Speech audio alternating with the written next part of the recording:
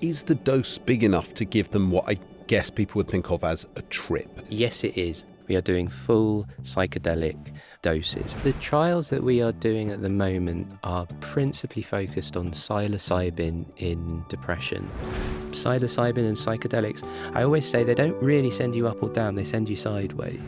The drug is not going to do the work for you. So alongside the drug, alongside the therapy, there is the person and their intention.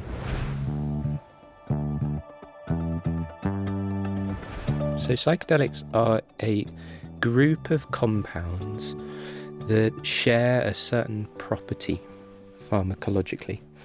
And what that means is that they stimulate in an unusual way a receptor in the brain that is called serotonin 2A.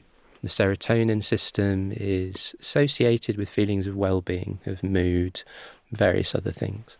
There are other pretend psychedelics like ketamine and MDMA, and they don't generally stimulate this receptor. But psychedelics, they all stimulate this receptor, and they produce this altered state of consciousness. And it's quite difficult to describe for people who've not experienced it. But you can experience hallucinations, dreamlike states, mystical states, deeply felt, personally meaningful experiences, memories from the past, fantasies, all sorts of things. Give us a quick list of the big few psychedelics that people will have generally heard of and perhaps will have tried in one context or another, legally or illegally. LSD is the archetypal one. That's the one that everyone's heard of. Psilocybin, another classical one, the derivative or contained within magic mushrooms that grow all over the world, all over the UK. And then mescaline from the peyote cactus that grows in Central and North America. And then the other main one, dimethyltryptamine, which is found in various plants and used in the ceremonial brew ayahuasca that's, again, within South Central American cultural traditions. Those are the sort of top four psychedelics. Can you tell us about the trials? What's it like doing it? How does it work for the patients? And how well do the psychedelics work?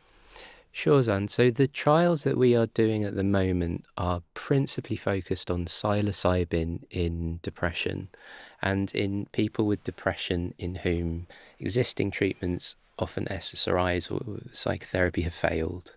And what it looks like is someone coming into a research centre and on a single day being given a dose of psilocybin in a safe and supportive context. And around that, they have met a therapist who has educated them about the drug, got to know them a bit, and afterwards helps them to understand the experience that they had in the context of the problems that they bring and may be driving their depression. That is at a basic level what psilocybin therapy is.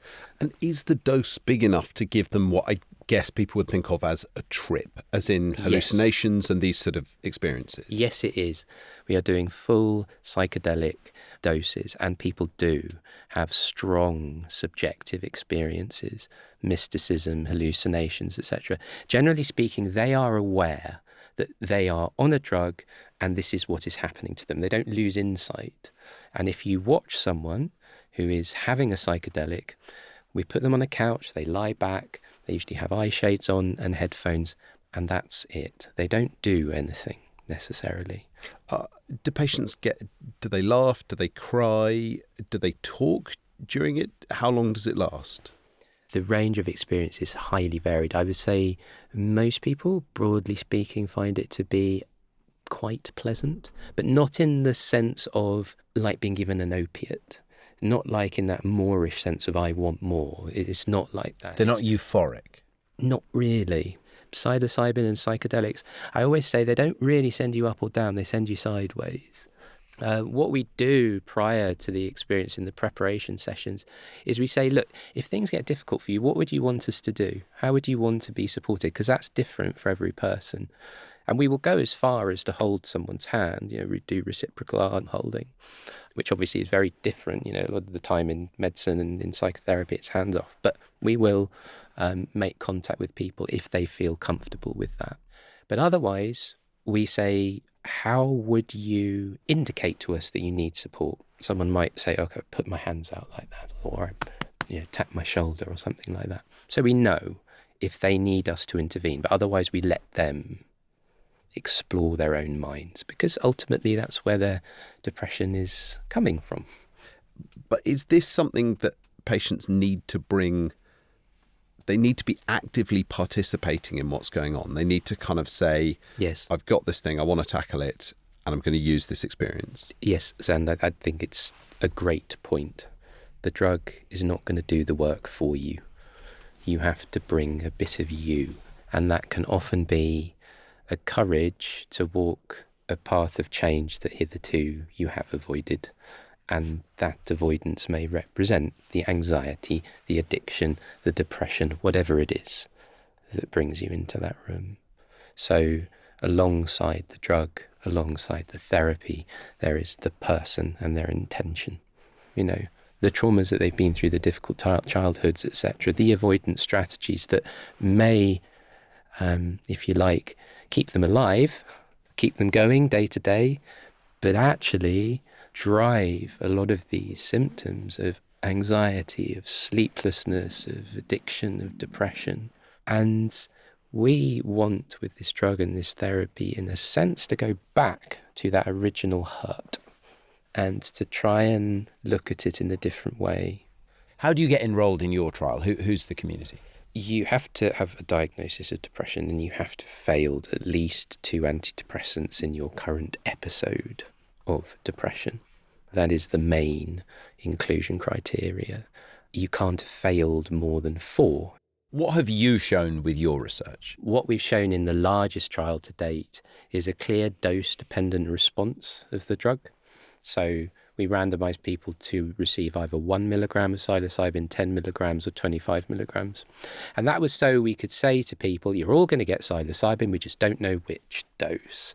It's a very clever design, because I had a big question around how you placebo control a psychedelic trial, because you can't just give another psychedelic, and you can't give a chalk pill. Yeah, so you give a low dose psychedelic. You give a low dose for psychedelic. And what you see in that trial is this very nice dose-dependent effect. The difference in the 25 milligram group was statistically significant for 3 weeks after a single dose of psilocybin, but numerically different. This is in terms of this depression outcome that we use for 6 weeks, which was the end of the study. So it had a long-lasting effect, and it's clinically significant. It's a lot more than you would see with a standard antidepressant trial. That is exciting, because the antidepressant research, as I have understood it, is you can show an effect. It's just not a massive effect. Whereas this is a big effect that patients feel. Yes, for sure. But what you also see is that all the groups get better. Yeah. And that is the placebo effect and the effect of therapy at work. And you want to see that. What does that mean for patients who are, it sounds like they've really been struggling by the time they get to you? Mm-hmm.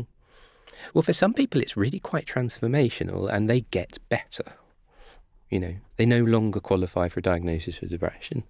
So they will feel lighter, happier, their anxiety dissipates, they start sleeping well. It's lovely to see. And that might last for 6 weeks after you've given them the dose of psilocybin. Yeah, sometimes for much longer than that, for reasons we don't really understand.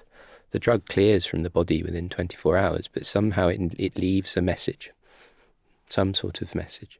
That happens in a minority of people, where almost the drug experience itself has the sort of primary effect. But then I think the majority of people, it's a rather slower process in which they get clues as to why they are depressed or anxious or addicted or whatever we're doing the trial on.